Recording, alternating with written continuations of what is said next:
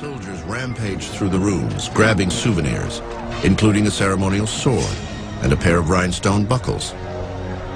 Even Major General Ross pockets President Madison's love letters to Dolly.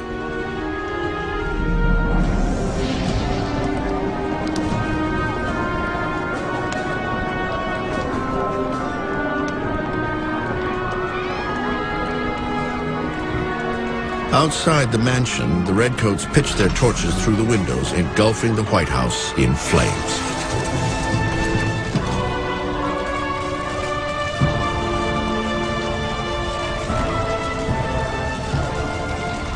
The destruction of Washington's public buildings, these fires, the glow of which was seen 50 miles away, struck at the hearts of many Americans wherever they were.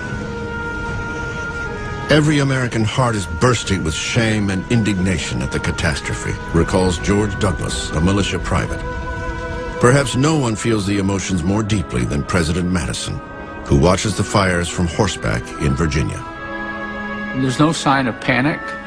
There was intense concern about making sure the government didn't fold up, and he felt, of course, a responsibility.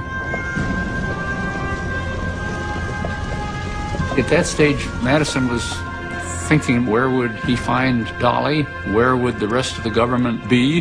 How could he reconvene them to show that the government could still function and still exist in an effective form? The next morning, August 25th, the British set the Library of Congress and the Navy Yard afire as storm clouds threatened overhead. But at 2 o'clock that afternoon, two events would transform a burning Washington into a scene beyond comprehension. With little warning, one of the most powerful hurricanes in its history hits Washington. Lightning splits clouds open as gale-force winds tear through the city.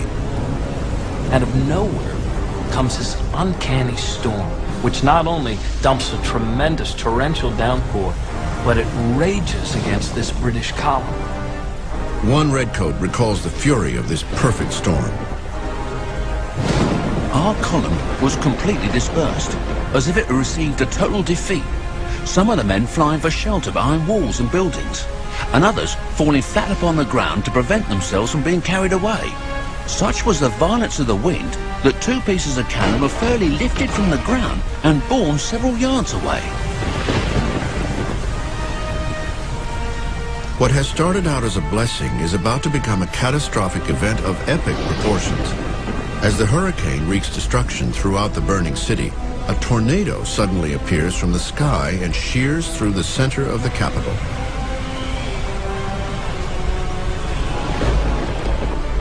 For 2 hours, the immense storm rages through Washington, dousing most of the flames that have turned the Capitol into an inferno.